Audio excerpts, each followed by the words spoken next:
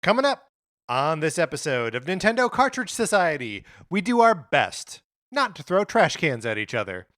It's dangerous to go alone, so the Nintendo Cartridge Society goes with you.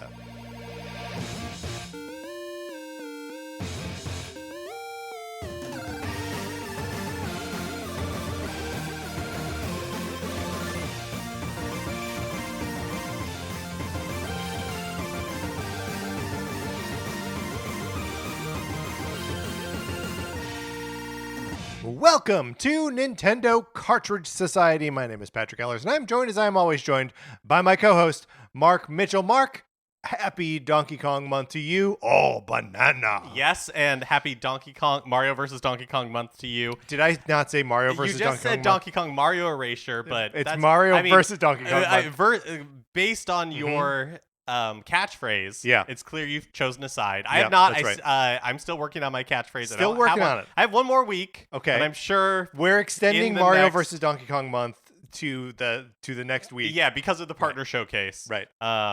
It did a little interruption to our Mario versus Donkey Kong month plans, but that doesn't mean that Mario versus Donkey Kong month will be shortened. We'll just do another. We'll have one next week. Well, yeah, that's right.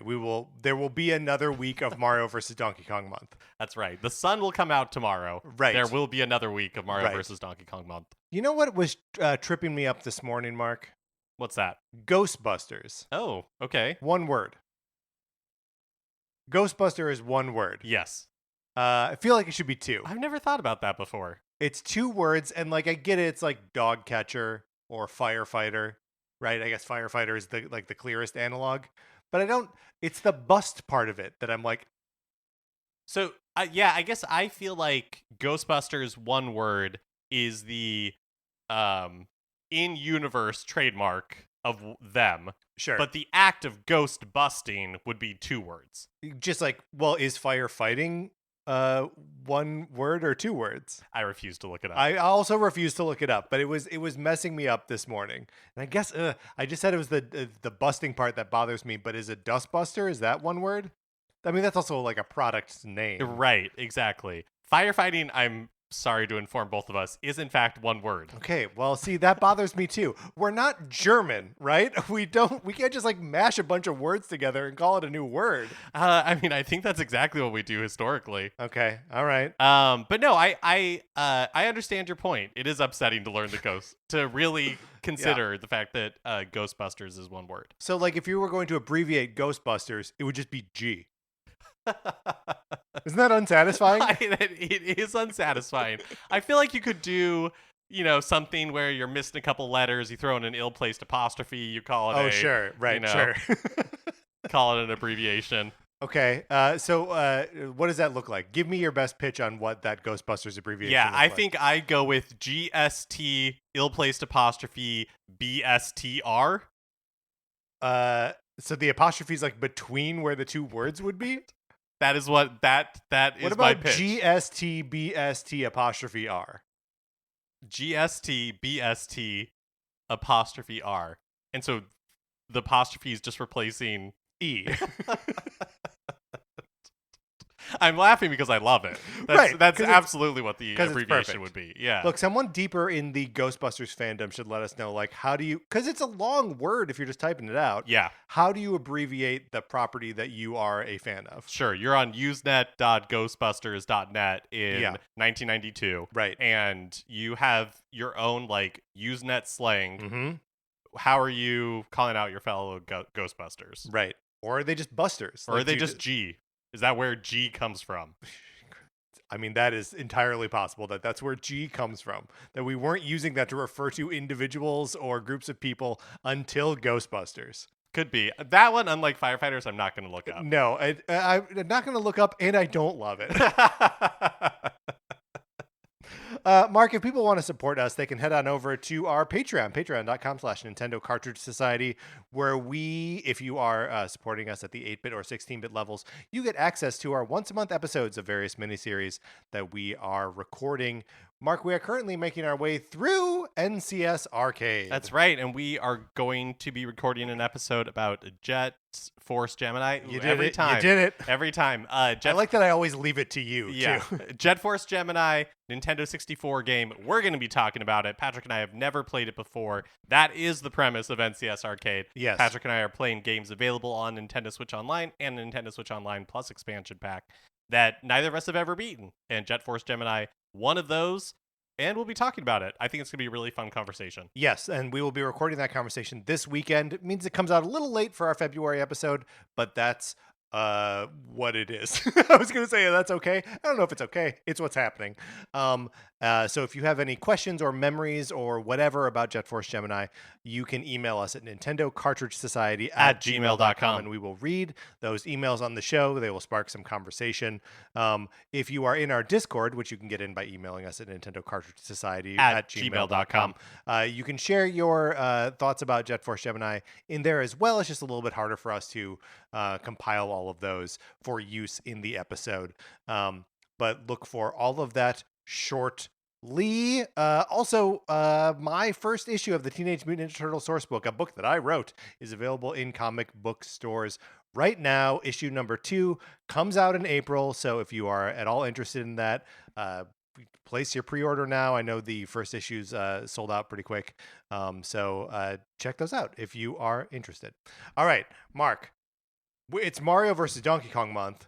Oh, banana. And mine's coming. I don't have it yet. That's okay. Placeholder catchphrase. It's on the way. Let's talk about the most recent Nintendo Switch first-party release, Mario versus Donkey Kong.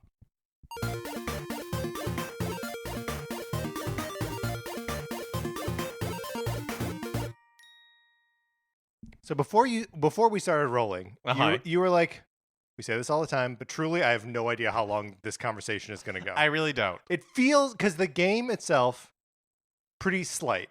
Yeah. Right? Simple. A simple game and not too terribly long, right? Right. This is a remake of the Game Boy Advance game from 2013? From the Game Boy Advance game from 2004. 2004. Okay, so 20 years ago. Yep. Also, when I said 13, that was not me being wrong. It was just me misspeaking. I didn't think the game was 11 years old. I thought it was about 20. That's just, I just want to put it out there. That's blanketly true for any time I seem like I'm incorrect on this show. So sometimes I am incorrect. I know, and that's great for you. I love that for you, but it's not my situation. It's a little bit tough, I think, to have a full conversation about Mario versus Donkey Kong, just by nature of its simplicity. But maybe we just start with like what our general experience was like, yes, and whether we liked this as a video game that we played. Yeah, no, I think there are a lot of things around the game that are interesting. The game itself I thought was fine. Here's some things I liked about it. Let's hear the things you like about it. I liked that it really lent itself to like being able to pick it up for a little bit, doing a couple of puzzles, putting it down, and then being able to return to it later. Yes. You know what I mean? Like it really facilitated good pick up and play sort of which has got to be just a throwback to its GBA roots, right? Like there's a pretty tight timer on every level, so like you can't be in a level for minutes upon minutes. I like that the premise of this is that Donkey Kong, which I guess canonically we know, he hoards bananas, right? But what we learn through this is that he's just a collector in general. And I feel like that's just another thing, it's like a kinship that Donkey Kong has with video game fans, I think. Right. Where it's like, replace the Mario toys, these like mini Mario toys, with Amiibo. Right. With any other thing Nintendo puts out. It's like, and I understand him, yes. It makes more sense to me than bananas. Because again, bananas go bad. Yeah, it's not a good like long-term option. Okay, so this brings up a couple things. So yeah, what Donkey Kong does is he sees a commercial on TV for the new Mini Mario wind-up toys, and he covets them. He tries to go and buy them, but they're sold out everywhere. And so he's like, I'm just going right to the factory. The poor toads that work at the factory don't know what to do. They've not been trained for a Donkey Kong They're not attack. paid enough They to are deal not. like They're to, not. you know, it's just like lay down, let the Donkey Kong take the stuff. Right. And they have these the toys are replaceable. They have these union meetings once a month where they're like, if you see a Donkey Kong, just get out of his way. Uh-huh. And of course, Toadette is trying to bust up those union meetings. But okay, so that's the premise. He grabs the Mini Mario toys and runs off, and Mario himself chases after Donkey Kong. So the thing that this raises for me, I like this this thing that you're drawing of like, Donkey Kong is not just a banana maniac, he's a collector, right? This is something that we can relate to, especially as Nintendo fans. Amiibo, right? That's something that we collect, that we go to the store, are angry that they aren't there. And if there was an Amiibo factory staffed by toads, we would bully them until we got, the Rosalina that we wanted. But it raises the question of, why are there no Mini Mario Amiibos? It does feel like a missed opportunity. I feel like if this was 10 years ago, we would have. Because 10 years ago is right about when Amiibo launched. Right? Yeah. Yeah. Yeah. So I think if this game was releasing 10 years ago, they probably would have had Amiibo for it. I just wish we would have had, but like, especially if it was like a functional wind-up Mini Mario that has like the NFC code or NFC whatever it is chip in it. That would have been great. Yeah, I would have loved it. That would have been really cool. Another thing that I liked about this game is how much, I don't know, I feel like Nintendo, for a couple of decades, they did this thing, I mean, almost exactly perfectly, right? So you had the original Donkey Kong come out in the 80s, and then in 1994, there was Donkey Kong for the Game Boy, colloquially referred to as Donkey Kong 94. Yes. Which starts out as a just like remake of Donkey Kong, but then expands to be more of kind of what like Mario versus Donkey Kong absolutely is. Yeah. And so it's like Nintendo revisiting the original mechanics of Donkey Kong and doing something new with it. And then 10 years later, they do it again with Mario versus Donkey Kong, where they're like revisiting some of those ideas from the original Donkey Kong game and representing it. And then they stopped. But we're in 2024, and there's rumors of like a Donkey Kong thing had been in the works for a while. Like, could 2024 be the year that they are like coming back to this pattern? Oh yeah, and they're like, hey, it's time for us to revisit the Donkey Kong core mechanics and do something new with it. You mean like the Donkey Kong / Donkey Kong 94 style? Yeah, / like now like Mario versus Donkey Kong. Right.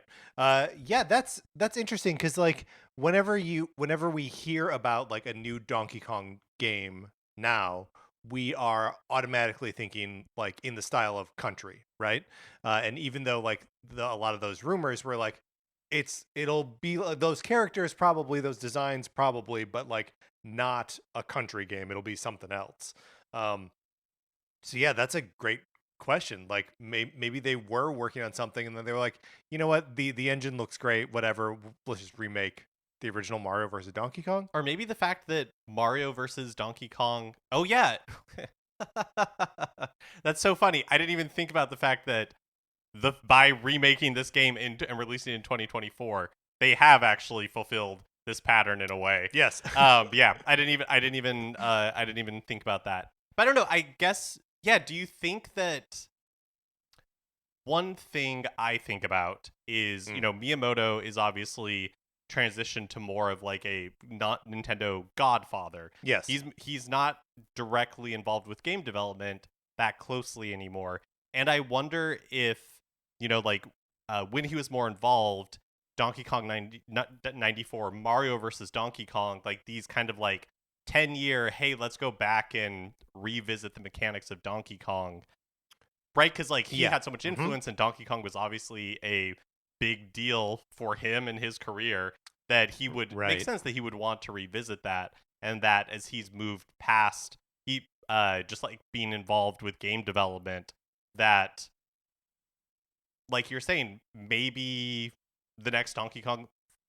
How often will we see Nintendo come? But Right. I don't know if what I'm Yes. saying makes sense, but No, it's like yeah, the yes, like the sort of cycles of the old cycles of Nintendo, like some of them are just like gone by the wayside, and some of it is that the creators like Miyamoto are aging into different roles in the company. But I also think that some of it is, and I think this is definitely true for the Mario versus Donkey Kong series, that they leaned so heavily into the sort of DS, 3DS, everyone can play touch generation sort of experience, right? Like after Mario versus Donkey Kong on the GBA, the next one is the DS's Mario versus Donkey Kong 2 March of the Minis, where it is all controlled by touching things with the stylus and is a much more, for lack of a better word, like of a casual experience. It's inviting other methods of play control. And then, we talked about them. There are a ton of games that feature the minis that are all based on like touch controls and swiping and all this stuff. And like, did the brand of Mario versus Donkey Kong just become the sort of like casual game, so that if you like, and that's not what the Switch is now, right? The Switch is like for the most part a like core gaming thing. I'm using a lot of terms I don't believe in right now, like casual and core, or like hardcore gamer. But like this game plays like a video game. It doesn't play like an iPad like touch experience or anything like that. yeah, that's a really good point. I mean, I feel like maybe before we get too esoteric, and, yeah. Do we need to talk more about the game itself? Yeah, maybe we should talk about right. like just the basics of the game, what it is, how it plays, all of that. So the when you start the game, it's basically divided up into there are a handful of little levels in each world, and each level consists of an area where you need to collect a key to open a door, and then you are in like a new little like part of the map where you are just trying to rescue a mini Mario. There are between those two little sections of the level 3 like different color presents that you can collect, and if you get them all, then you clear the level with a gold star versus a silver star. And then at the end of a set of 6 levels like that, there are levels where you have to guide the mini Marios that you have collected from one place to another. They will do their best to follow Mario, but they can't exactly. They can't climb ladders. And so like that's a fun little like follow the leader sort of thing that you're doing.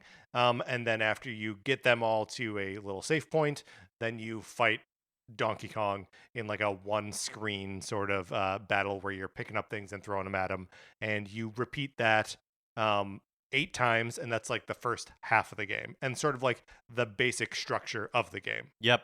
And then once you, and each like world has a different theme to it. Mm-hmm. So the first world is themed to like the toy factory where these mini Marios are being created. Yeah. And then they become they're neither jungle like one. Yeah, there's a jungle one, there is an ice level, there is there's like a spooky woods one. level, Yeah. there's like a lava level. There's a city one, which is cool. Yes, and they're neither like Mario themed really or Donkey Kong themed. They're just kind of but like some of them sort of are, right? Like the jungle one feels Donkey Kong Country like, right? Like it could be, yes, and like this city feels like New Donk City. New Donk City, or even just like Wrecking Crew or something. Yeah, sure. Which is actually a little bit more like the construction site, but yeah, or like the original Donkey Kong. And then after you do all 8 of those levels, then which it should be pointed out, easy, right? Yeah. The first 8 worlds are pretty easy to like. They're Nintendo in a lot of ways, and Mario versus Donkey Kong in particular is sort of the king of a puzzle that takes you no time to solve, but you do need to solve it. Yes. You know what I mean? Where like you're like, oh, how am I gonna? Oh, I got it. Like it's you can't even finish asking yourself the question before you figure it out, but it's just obtuse enough that you get like the serotonin hit for solving the puzzle. Yeah, I think that's a really good way to describe it. And I feel like Nintendo does this regularly where Mm-hmm. you have like the initial worlds, you can cruise through something and a lot of their games and the initial playthrough is fairly easy. But then once you hit like the end, Yep. then the game opens up and they're like bonus levels or something like that. Right. The kind of if you want that challenge is available to you. And Mario vs. Donkey Kong does that same thing. You beat the first 8 worlds, and then each of those 8 worlds get plus levels. Yes. Where you are now from the beginning guiding a mini Mario through a course, because you have to like work with it to solve the puzzle because it has the key. Yep. So so the levels are no longer 2 rooms; they are single rooms, and it's all based around guiding the mini Mario, which I thought this was great. I thought this was an awesome like evolution of the ideas in the first half, and like because like the mini Mario trails behind you like at a little bit slower speed. I felt like there was a lot more requirements on you to like do the platforming like accurately or quickly or whatever, and like it just felt like there was more mechanical challenge to it in addition to the sort of like logic puzzle of like how do I get this guy over here without him getting hurt. Yeah, I liked it as well. I mean, I liked the first part. I liked this game, but it's weird to talk. But it's weird to talk about because it's like slight, but it's good. You know what I mean? Like it does what it sets out to do very well. You do have 2 different play options. There's like casual mode and I can't remember the classic or whatever they call it. And classic mode, there's a timer, which in casual mode the timer turns off. And then so that thing I said earlier isn't always true. It's not always true. You can choose to turn it off. Then the other thing that's different is in casual mode, you don't, if you like take a hit, there are like 5 like bubbles. So you bubble to a checkpoint. Yeah. And then it's only after you get like go through your 5 bubbles that you would lose a life. Okay, interesting. Because in the classic mode, if you take a hit, you're done. Right. And I played the entire game in casual mode. I was like, no resistance here. I don't want the timer. Right. The timer brings me I am not interested at all in solving this in a time limit. Like the stress of the timer would not make the experience enjoyable for me. That was like not something that I wanted. Yeah. So I played it in casual mode. I had a great time with that. I did not play in casual mode. I played in classic mode. And like the timer did stress me out quite a bit.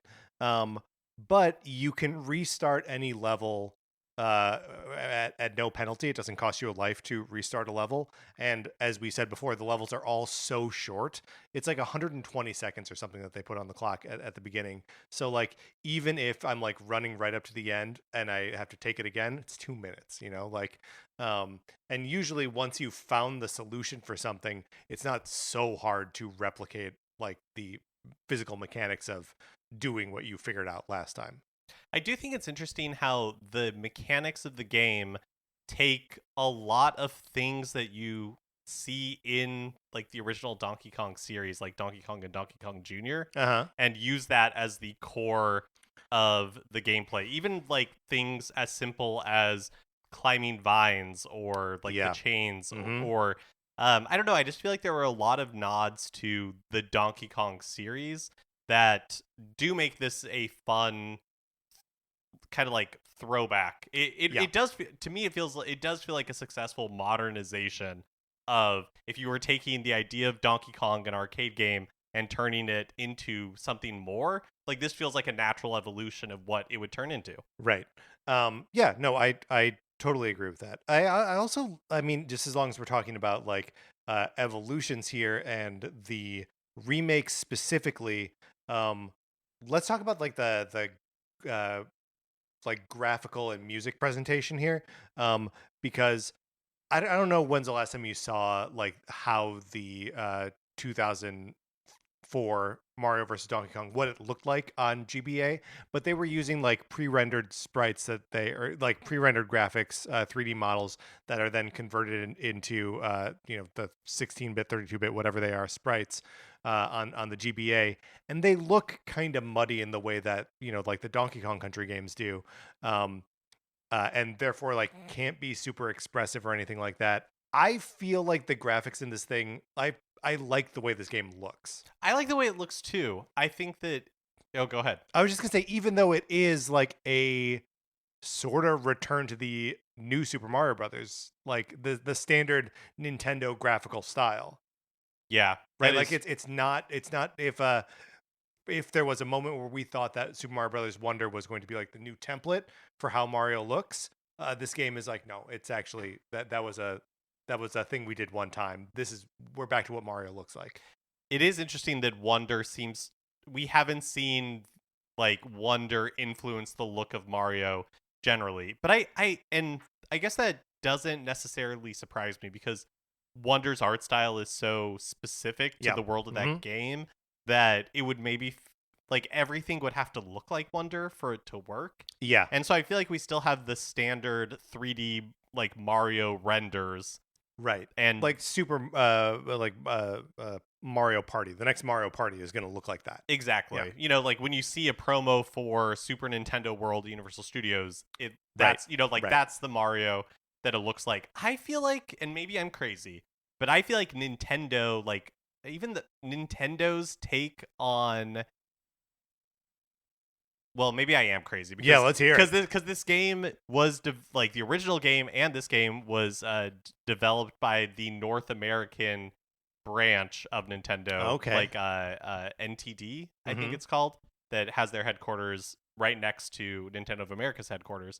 But I feel like we'll just say Nintendo's take on Donkey Kong, like what Donkey Kong looks like, is different than the Donkey Kong Country games. Yes, I agree with that. His proportions are stranger. His proportions are super crazy. Yeah. And I can't tell if, like, is he more animal or less animal than in the hands of, like, the country teams? Yeah, so to my mind, he's, like softer in the country games. Yeah. Like, less...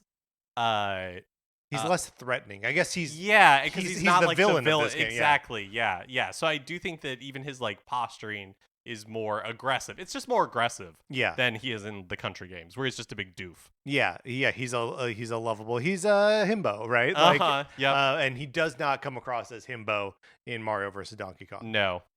Still wearing that tie though. Yeah, rocking the tie. Looks great in the tie. I also so the original game had these like little story cutscenes that are all told in like just like single slides with like music and some voiceover, but in this game they're all like fully animated and they look beautiful, right? And like all that looks and sounds good. You want to talk about the music a little bit? Sure, yeah. What are your thoughts on the music? I liked this hot and cold. Yeah, I would agree. Very much so, hot and cold. Especially in the beginning, they're doing these like jazzy riffs on the original Donkey Kong music. And weaving in Mario themes. Like, and on the title screen, it's so cool. Yes. Yeah. And then later I feel this about like the themes of the world in general. I feel like it gets pretty generic and loses its sense of self. Like nothing made me feel like, oh, this is a Mario game or a Donkey Kong game. It just didn't really have like a soundscape or a look that really grabbed me a lot of the time. But I mean, I think it's not like distractingly bad. No, it's definitely not distractingly bad, but it is it doesn't add to the sort of like Mario jazz standards canon, right? Like I think about finishing Super Mario Odyssey or getting to the festival in Super Mario Odyssey, or like finishing Super Mario 3D World, which has like a banger of like a big band rendition of the theme. When you arrived, I was just beating the final boss, Donkey Kong, in like a mech, and the like final theme was playing over the credits, and it was like a jazzy little version of the music that we'd heard before, but it wasn't anything that we were like, like we grooved on it for like 3 seconds, and we're like, okay, well, let's skip this and see what else is here. Yeah, I think, like, I understand academically why the game has its own identity and doesn't lean into too much of the Mario thing or too much of the Donkey Kong thing, and yet I wish it did.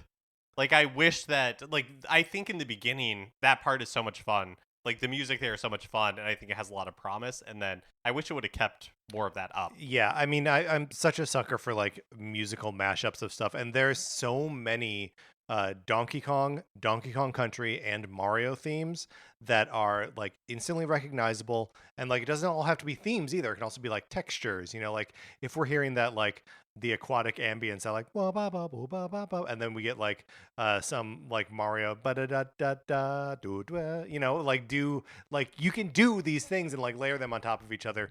I guess there's no water section. Yeah, no water section. No water section. What did you think of the co-op? I didn't play in co-op at all. The co-op is good. So when you play in co-op, you second player plays as Toad, and can do basically all the things that Mario can do. The second player has to collect, or one of the players has to collect a little silver key, in addition to the gold key in the first part of those levels. And that's just a fun, like, extra thing you need to grab. There are couple other things that Toad does differently than Mario. Otherwise exactly the same, right? But Toad is different than Mario in that when he climbs up a ladder, he does it like a square at a time. So Mario's like a single, like smooth motion, but Toad will be like an inchworm almost, like up the ladder. And then Toad can't do two-handed interesting. rope climbing. Yeah, he can only do one-handed. But he's equally fast up and down. Oh, that's with nice, one because hand. with Mario, when you're doing like the single rope climb, it's very slow. You can go down really quickly. Yes. But Mario can grab two at the same time and can go up really quickly, fast. But he goes down slow. Yes. So like a fun little thing to manage, as you mentioned before, finds its roots in Donkey Kong Jr. Also, we see it again in Donkey Kong Country 2. But yeah, the Toad is just like, no, can't do two-handed. That's fun. I don't think the original game had It did not co-op, so that's neat that they were able to figure out a way within the puzzles. I think like that already existed, except for the two worlds that are new to this game, right? And find a way to like have an additional key that also works. Yes, because like some of the puzzles, getting the key from one part to another is tricky. Right. So to throw another key in there and have it all work is pretty cool. Yeah. Well, and like the other key isn't something that you need to carry. You just like collect it. Oh, got it. It's got little wings on it, so it just like flies around by you. I understand. And if you die, it goes back to where it was. When you're playing in co-op, when you do those mini Mario levels at the end of each world, they just follow Mario, unfortunately. Like that's sort of a one place where the like co-op not that it fails, but it just doesn't find like an active solution for like, you know, the Mario is very much in the lead there. And then like the second player can just kind of like do the other flip switches and, you know, the kind of stuff that makes it a little bit too easy in co-op. I mean, because otherwise, like you kind of got to just, as two players, you kind of both have to just like get through the level, right? Yeah, that's good and cool. And Sarah and I played the first couple worlds in co-op together, and I'd like to keep playing more because it's funny that like when you're playing a game like this and you have that moment of, especially as the levels get harder, right? That you have that moment of like, oh, I see what I need to do, and then you do it. It's something that's almost impossible to communicate to another person of like, oh no, I just need to like throw the thing over there and then hit the thing and I just need to be here when that happens. And so trying to explain that to another person who's also trying to figure it out is its own unique challenge. Yeah, definitely. All right, what else we got to talk about here? Let's talk about the boss battles a little bit. Okay. The fights with Donkey Kong. So the way that these work is, again, I guess kind of an iteration on a traditional Donkey Kong level a little bit. Yeah, kinda. In that, like, Donkey Kong is usually up on a platform or like almost always is up on some kind of platform. And he's throwing things down at you, and some of those things that he throws down are barrels or trash cans or bombs that you can pick up and throw back at him. Yep. And so you have like 6 little cards that represent the 6 mini Marios that you rescued throughout the levels, and those act as your life. So you can take 6 hits before you go down in those levels. Donkey Kong has 4, so you have to do like 4 hits on him. Right, and he can do 6 on you, and you're still fine. What I find weird about that is they don't let you challenge Donkey Kong until you've beaten all 6 levels. So like, why is it 6? Like, why do you have suddenly 6 points of health? It seems like it should be variable, that you can challenge Donkey Kong at any time. Oh, that would be cool. But like, if you go through the levels and rescue all 6 minis first, then you have the opportunity to take some hits instead of like being one hit killed or something. Yeah, I didn't think about that. That is cool. What I liked about these boss fights, first I've got to say that the ice ones, hated. Slipping around. Hated those. Yeah. But what I did find really cool about them is I got the same satisfaction out of these boss fights as I got out of the Game & Watch games that we played during Game & Watch month. Yeah. When there's like a good Game & Watch game, it's a very simple idea, and there's like a pattern that you can learn and follow. Not all the time in Game & Watch, but in these levels, it's very pattern based. Yes. It's like most of the time Donkey Kong is going to do the same thing every time, and so it's just a matter of mastering that that pattern. And I found something, I don't always love that, but I found something really satisfying about it in this game of being like, okay, that's fine, I messed up, but this time I will do this part. Right. It's like learning to dance. It's like, I will do this part, and then I will do this part, and then I wait here. And then I wait, and then I stand here, right. And then he's going to throw this thing, and then I can move to this place. Yeah. And figuring like that out, and by the end of each one, like getting really good at it, there is something very like satisfying about that to me. Yeah, well, and I think, having not really played much of the original, I think this is a place where the remake excels, is that like Donkey Kong in those battles is very easy to read, right? Like it's a big, he's a big character, he's expressive, so when he's about to do something, it's obvious what he's about to do. In this final boss battle, there was the first time he was doing like some new attack, Sarah said, like, she was watching, and right before he did it, she said something different is going to happen, which like, that's pretty remarkable, right? That they, through like his character acting on the screen, Sarah was able to telegraph and articulate out loud that something different was going to happen. Yeah, and I feel like that they also use pauses really well in that same way. Yes. Where it's like, it's not that it's a long pause, it's that it's a change in the rhythm. Yes. And so you just kind of like feel it. You like anticipate that something different is going to happen. Yeah, I thought the boss battles, even when I was struggling with them, I found them to be very, like, I felt accomplished when I finished it. The plus version of the ice level boss battle was really fun, but quite difficult. Oh my gosh, it's got these 2 like hanging icicles that will like drop down on you. It's good. It's good stuff. It was good. That one took me a long time. Yeah, it took me a while too. But yeah, that was good. But like, and nothing in like these the first 16 worlds is like super difficult, right? There's no real like mind teasers or like skill testers. It's all stuff that like you can work through without breaking your brain. Yeah. There are, however, some expert levels that open when you get to the end of the first 8 worlds, and those are in fact quite a bit trickier. Yep. I've not played many of them. In fact, I've only played one. But it was a fun like kind of challenge that it presented, and like was definitely the kind of thing where I like worked my way through half of it and then was like, oh no, I'm running out of time, and then restarted it and like knocked out the first half of it in like 7 seconds. And that's so satisfying. It's also nice that there is no real penalty for running out of lives. Yeah, kind of none whatsoever. To the point where I'm like, why lives? Why lives? Why Other lives? than it's like a Mario convention. Right. Yeah. Odyssey didn't do it. Nope. Odyssey didn't do it. Also, we didn't talk about in the worlds themselves. After you play a few, like 1-up bonus games will open up, and so you can go in there and you have a short amount of time to complete this like platforming minigame challenge that allows you to earn mushrooms. One thing up to 8 lives. Up to 8 lives. Yeah. One thing I wanted to say about the you were saying like Donkey Kong is so expressive that you can read him and it really helps in the boss battles.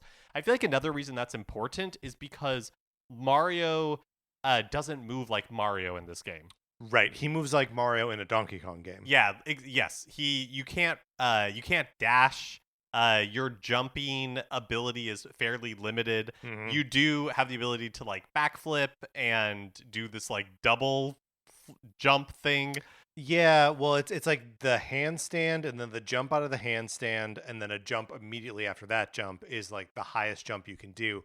And when you get like late enough in the game, you're doing it all the time that you are just like, for normal jumps, I'm like, okay, I'm going to get on his hands first. Yep. Yeah. And also Mario doesn't, like in a Super Mario Brothers game, you can, when Mario's jumping, you can affect the arc in kind of crazy ways. And you can do that in this game to a degree, but it is not to the same. Yeah. It's not to the same degree. I will say the one move that they introduce in this, well, as far as I know, they introduce in this game, I'm kind of like, it just feels like a dud, is, the first time there are these enemies that are like hiding in a pile of bricks.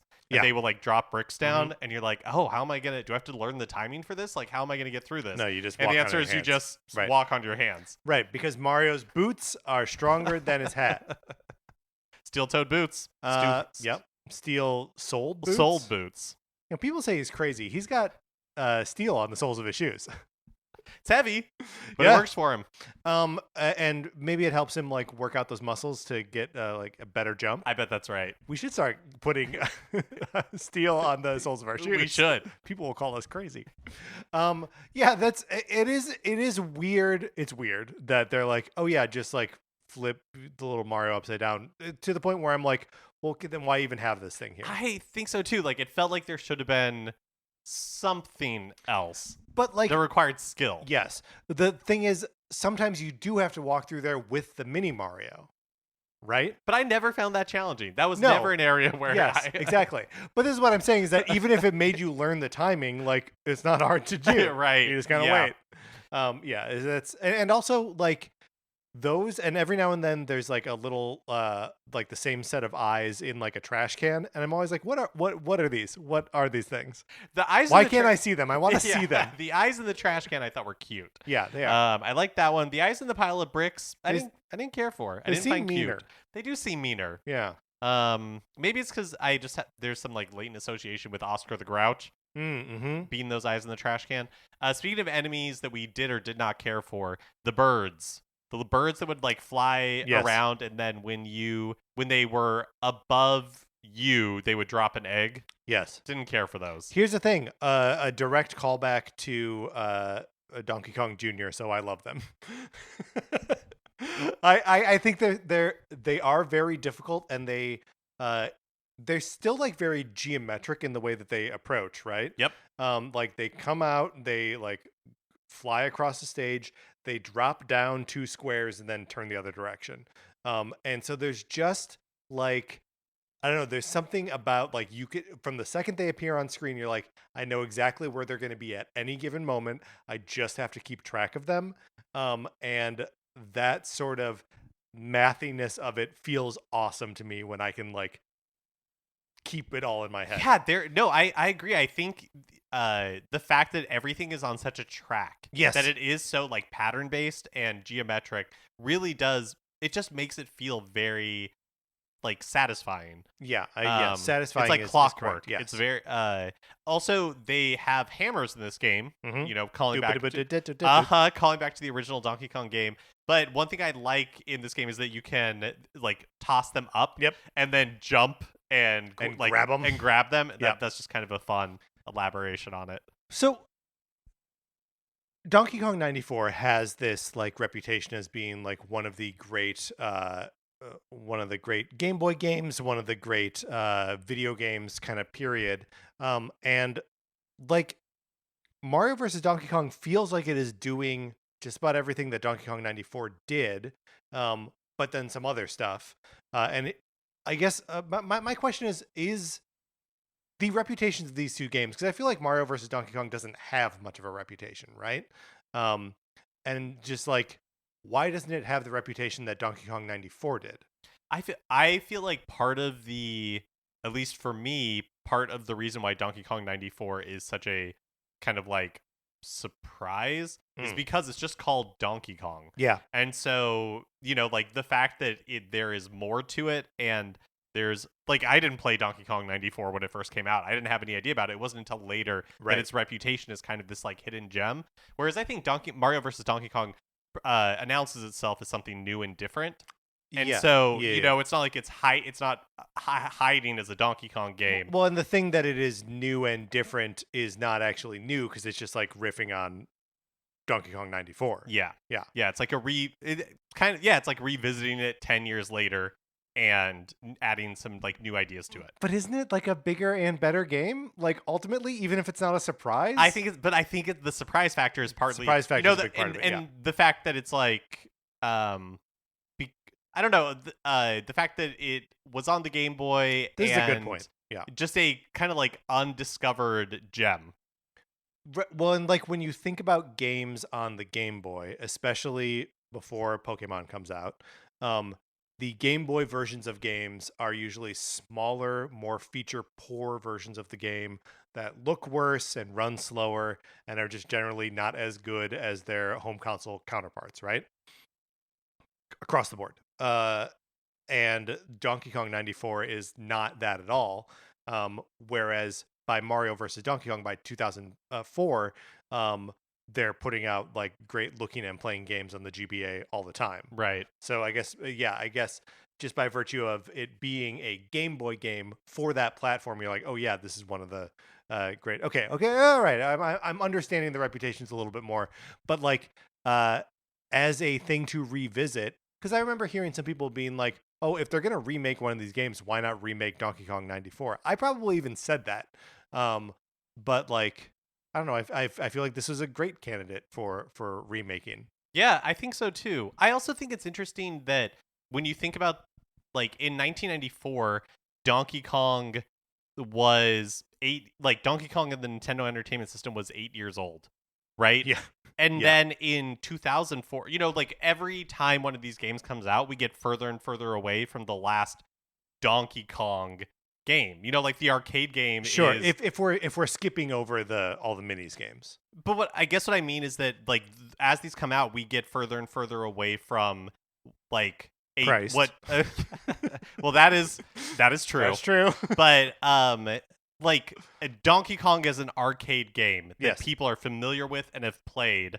In 1994, that conversation is very different than 2004, right? Like how many people in 2004 were, like Donkey Kong was 20 years old, and that older and in the arcade, 24 years old. Yeah, and so now I just feel like maybe that is part of why Mario versus Donkey Kong doesn't have the reputation that Donkey Kong 94 does as well, because it's just like what Donkey Kong is and means in 2004 and in 2024 is definitely super different than what that means in 1994. Well, and because again, in 1994, when Donkey Kong on the Game Boy comes out, that predates the move to country. Yeah. Right? So like there was no other identity for the series until 94, 95, 96 when the three Donkey Kong country games come out. So yeah, I mean, all very interesting to think, and like that they had this like primordial thing to play with that everyone was familiar with. It just kind of like, does that even exist now? What would that be if Nintendo were to try to do that now? And especially because using that timeline of like, okay, let's say 14 years from 1980s Donkey Kong in the arcades to Donkey Kong 94. So 14 years ago is 2010. What are we talking about? Yeah, you're With yeah. like Mario Galaxy? Yeah, like, or I guess the new Super Mario Brothers Sure. and Donkey Kong Country Returns. Yeah. Like those are Yeah. yeah. And so you have Mario versus Donkey Kong today, and the audience for it are people who have probably never played Yes. a Donkey Kong style game, Mm-hmm. and maybe played Tropical Freeze, but this doesn't play like, like you're not controlling not even Donkey Kong close, at all. right. And then Mario, like, yes, plays closest to the Donkey Kong style Mario, but going from Wonder to this, like it's just a Going very from different. Wonder to this, going from New to this, going from Maker to this, going from Odyssey to this, going from 3D World to this, none of it makes sense. Yeah. Let's talk about it at just like conceptually as a release on the Switch in 2024. We knew already going into this year that it was going to be like a weird year, probably a transition year, maybe a long transition year for Nintendo. But given that their first two releases are the Another Code Recollection, which is an interesting thing that is going to hit for some audiences that like that sort of thing, and Mario versus Donkey Kong. What do we make of the beginning of this year? It's very weird. It is weird. I think Mario versus Donkey Kong will benefit from the Mario Halo. Of like especially of like the Mario movie. I think it is well timed. But it's an interesting, both of those are they're very interesting releases because they're not like mainstream, right? Guaranteed hits. They're both doing something like unique and kind of weird for like for Nintendo for video games now. So my niece Rachel had a birthday, and Sarah and I sent her a copy of Mario vs. Donkey Kong. And her dad texted us to be like, "Oh, great! She's excited. She was asking about this game." So like, and she was Rachel was turning 8, right? So like, it has penetrated that age group. They're aware of it. And I wonder if that is, as you say, just like as a halo effect around all things Mario. But I feel like it is a lower profile release and sort of being overshadowed by the fact that there's this Princess Peach game coming out in a couple weeks. Like, I think they're similar-ish sort of audiences, but like the Princess Peach is Showtime is going to be a much bigger, like the shadow it casts, I think does sort of maybe block out the Mario Halo a little bit. While we're on the subject of its like place in Nintendo's year and kind of the weird year they're having, I want to talk about the price. And we don't really talk about, I don't know. I feel like something we don't really dwell on is like value for the money, right? Is it worth it? Yeah. And that's not because it's such a weird proposition with Nintendo, right? Because their games are always full price, and even if you pick them up years later, you're probably maybe it's like 15% off on a sale or something. Whereas other games will plummet, down to like $12. But yeah, sorry. Well, go on. Yeah, the part that I think is really interesting about the pricing for Mario versus Donkey Kong is two things. One, you and I have talked previously about, especially in the early days of the Switch, our hope for it, my hope for it certainly, was that Nintendo would continue to make their kind of like handheld only games, because those were great, and they were usually at a lower price point, and they took less dev time. They could like do weirder things. They're less graphically intense. They're less graphically intensive, and like Nintendo hasn't really done that. Mostly, like everything they haven't like bifurcated the Switch in any way where it's like we have handheld releases, and we that are like that you can also play on your TV if you want. Exactly, and then we have like the AAA stuff. It's all kind of you for sure have the big like AAA stuff, but then everything else has been I would say console quality, for really lack of a better term. Sure. What's weird is like, and they have explored this, like the price scale within that, right? Like especially last year where we saw Metroid Prime remaster, for $40. We saw Everybody One Two Switch for $30. We saw Tears of the Kingdom for $70, and obviously $60 and $50 releases. So like they are all over that scale, but it does not fall into the sort of binary that you've laid out, right, of like handheld versus console quality. And that's why I think like the $50 here is really interesting, and it makes me wonder, like, I'd be very interested in knowing how these decisions are made. Yeah. Like Metroid Prime Remaster for $40. Is that decision made because they are looking holistically at the rest of the year, what they have going, and they're saying, well, we can put this game out for 40 right, because we have this, and this coming that is going to be priced at this, and this. And so it all works out in the end, versus in 2024, we have this, and this coming, and Mario versus Donkey Kong, like, needs to be priced at $50 in order for the math to work out, for the entire year. Yeah. Because otherwise, in a vacuum, like, a $50 game, like, shrugging a little bit, I don't know, you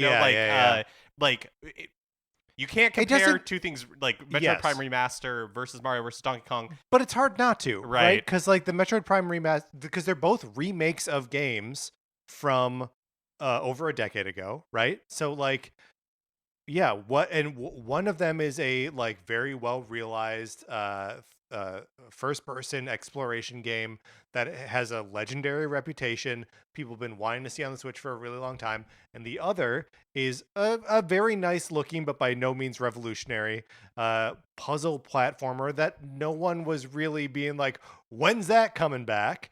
And it's a much shorter game. And that would be the one that's $10 more expensive than Metroid Prime. It does feel weird. But then also is Metroid Prime like remaster part of a larger scheme to like prime the pump for Metroid Prime 4 versus Mario versus Donkey Kong, and they're like, hey, it's got Mario on it. Mario has a certain value, and we we just don't go below $50 for Mario games because that, it's Mario's our marquee. Mario's on the tin. Yeah. I don't know. It just the pricing of it was really interesting to me in like the broader context of how Nintendo makes the decisions that they do. Right. Man, what a weird year for exploring the price scale, because also the Pikmin games, Pikmin 1 and 2 also came out on Switch at $30 each or $50 for the bundle of 2.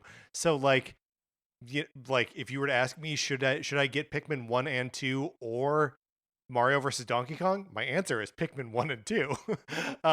But yeah, I don't know, just all very strange to try and like make any sense out of Nintendo's price points of new releases as they're putting them out.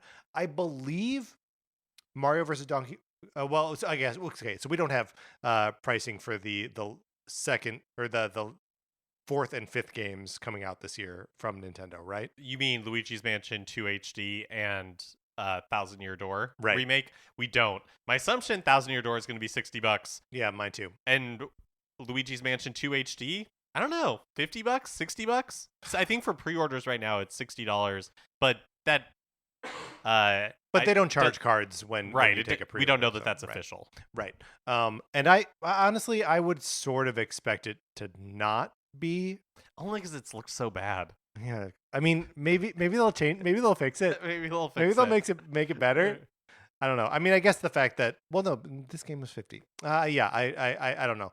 Obviously, we'll see all of this as we go. We've talked a lot about money. I just bought this thing anyway because, of course, I was going to. You're legally obligated to. That's right. It is the law. Also, if you are a person who has been buying Nintendo Switch vouchers, this is my regular reminder to not use a voucher to buy this game, because it is $50. You're getting ripped off if you use your voucher that way. Yeah. Final thoughts on Mario versus Donkey Kong. I'm really glad I played it. Me too. Yeah. I enjoyed it. I thought it's a fun. I've never liked the original Donkey Kong. It was never a. I was kind of like too young when it was a thing. Right. And even though you're related to arcade champion Billy Mitchell. No relation. Oh, what? No relation. But yeah, so I've never been a huge like Donkey Kong original arcade game person. but I thought that this was like what I think is theoretically fun about Donkey Kong.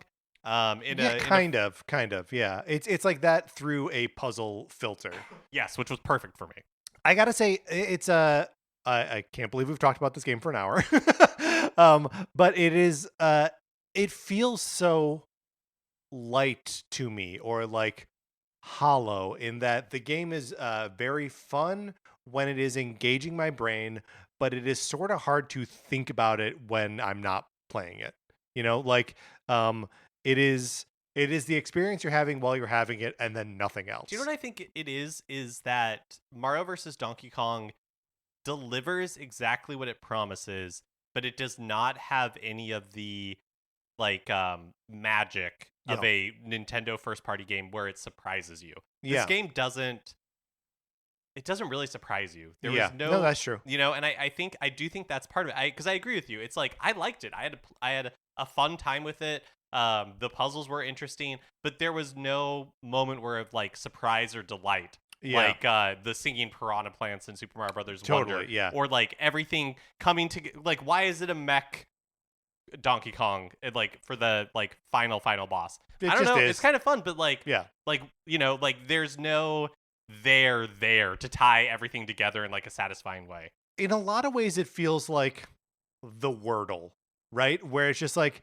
I'm going to check in on this. I'm going to have my like discrete little challenge with it. And it doesn't blow my mind, or, you know, but for a second, my brain wrinkles and I enjoy the feeling of my brain wrinkling.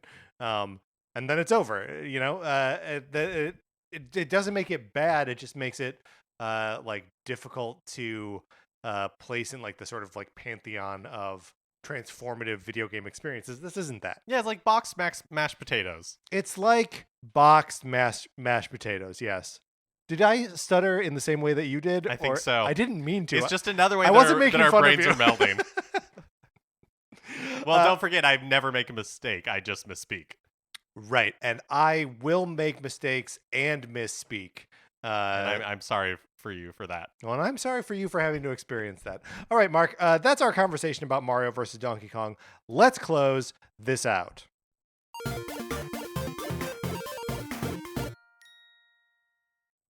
Do you have any like hopes or wishes after playing this game for like a sequel or anything like that? Is there anything else that like they established with this formula that you're like, I'd like to see them build on that in the future? I feel like we'll have to wait another decade at least before they come back around in 2034. I feel like that's our next chance for them to do something like this. Yep, I think that's probably right. Thank you so much for listening to this episode of Nintendo Cartridge Society. Thank you to our 16-bit patrons, Connor McCabe, Patrice Millette, David Hendley, Alias X, and Kyle Seaborn. We appreciate you. We appreciate everyone who's checking us out on the Patreon, and everyone who is checking out this podcast right now. Thank you again so much. If you'd like to be in our Discord, just email us. We'll send you an invitation. Anthony DeLuca made our logo. Our theme music is provided by 8-Bit Betty. You can get more of his music by going to 8bitbetty.com or by listening right now. For my co-host, Mark Mitchell, this is Patrick Eller saying, oh, banana. And thank you for listening.